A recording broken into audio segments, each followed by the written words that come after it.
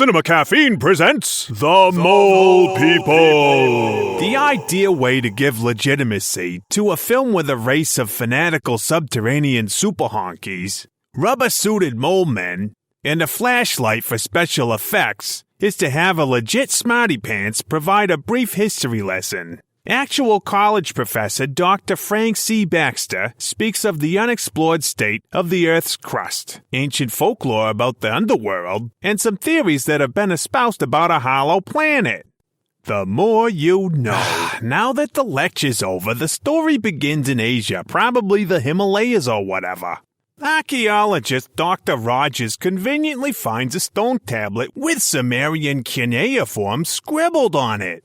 This genius reads the ancient tablet so easily, you'd think it was a frickin' Waffle House menu. And as he reads, a spooky earthquake strikes. Later, some brat finds a crusty oil lamp shaped like the Ark, with inscriptions detailing the Sumerian version of the global flood, making mention of a mountain named Kuitara where survivors allegedly settled.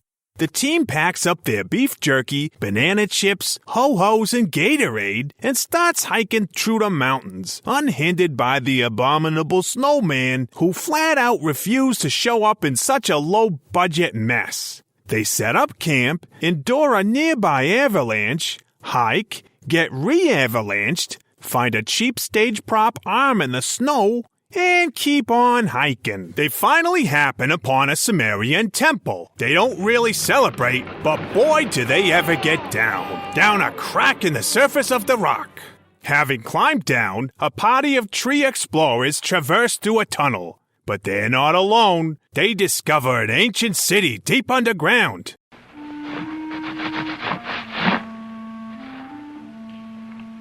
The temple of Ishtar have I built with the stones of the mountain. Sharu. Lay down for a snooze, and then they get pulled under the sand by mole men.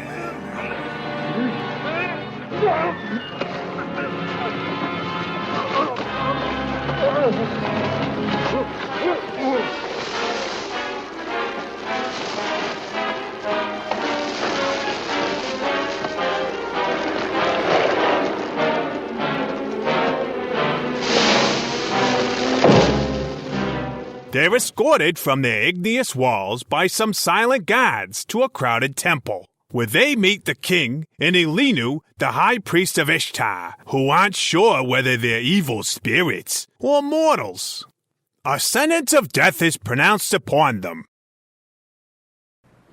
In the name of the king, I declare sentence upon you. You must be destroyed. You will die. Though outnumbered, they escape into the tunnels. When the oldster falls down, they shine their flashlight in the eyes of the gods, who lose their frickin' minds and run off like a bunch of chicken babies. Stop! Stop! Having gained an upper hand thanks to the Energizer Bunny, they chase their oppressors back to the throne room and zap the authority figures with sweet, sweet incandescence until they flee. Now free to explore, the men witness a labor camp where exploited mole men are getting beaten up by gods. Pursued by the gods and the mole men, the flashlight jams. The button's jammed! Come on, let's go. And one of the men is killed by the mole man's laser-sharp claws. The high priest soon approaches them on peaceful terms, since they can't get their hand on that bad flashlight. And them crackers just can't handle it. At a feast, the king asks a stupid question. And why did Ishtar send you to our kingdom? And the explorers play along, earning them the royal treatment. Free mushrooms and a downtrodden servant girl named Adad, who Dr. Rogers takes a liking to. It's a beautiful day in the neighborhood. The rulers show disdain for her, because she's too dark. Human? She is a marked one. Rarely is one born with the mark of darkness. But they really throw hate on the mole men. Above all, we glorify Ishtar for giving us power over the beasts of the dark. The good doc tries to convince an uncertain Adad that there's a better world beyond the Mushroom Kingdom. Have you never in your life heard of a world of light above the darkness? No, my lord. Never.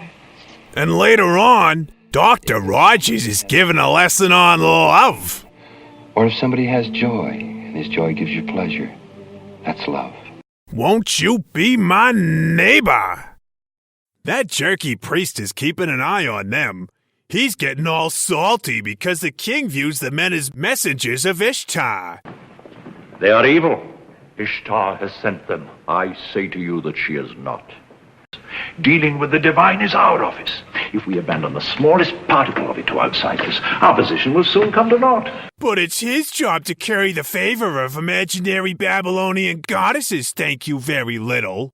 He wants to get his grimy paws on the magical flashlight so he can be the boss man. If you had that cylinder, or you could use it too.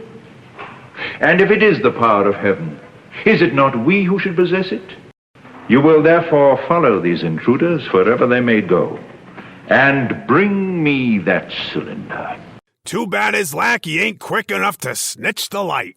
The leaders finally ask for the flashlight directly, intending to use it to squash a mole man rebellion. We do not want unnecessary bloodshed. We need the beasts. But with your cylinder of fire, you could bring them under control. We will not take part in any plan to punish your slaves. Meanwhile, the scientists develop heartfelt compassion for the mole men, who are starved and beaten. Don't interfere. The beast has committed a crime. He was hungry.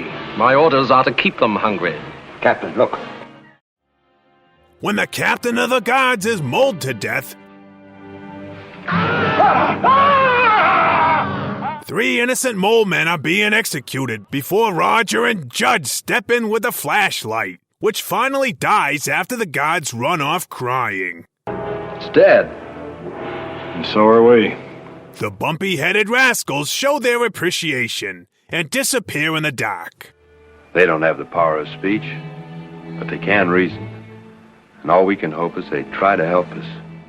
With the king's mushroom supply in decline, the king decides to sacrifice some of his own people to the fire of Ishtar. 3 gullible devotees are burned to the crisp. The gods also find the corpse of the missing scientist buried in the tunnels, removing all doubt that these visitors are just mortals and not divine messengers. It's on now. Being the wimps that they are, they poison the men with bad mushrooms and get their mitts on that all-powerful flashlight. A dad runs to the mole men for help.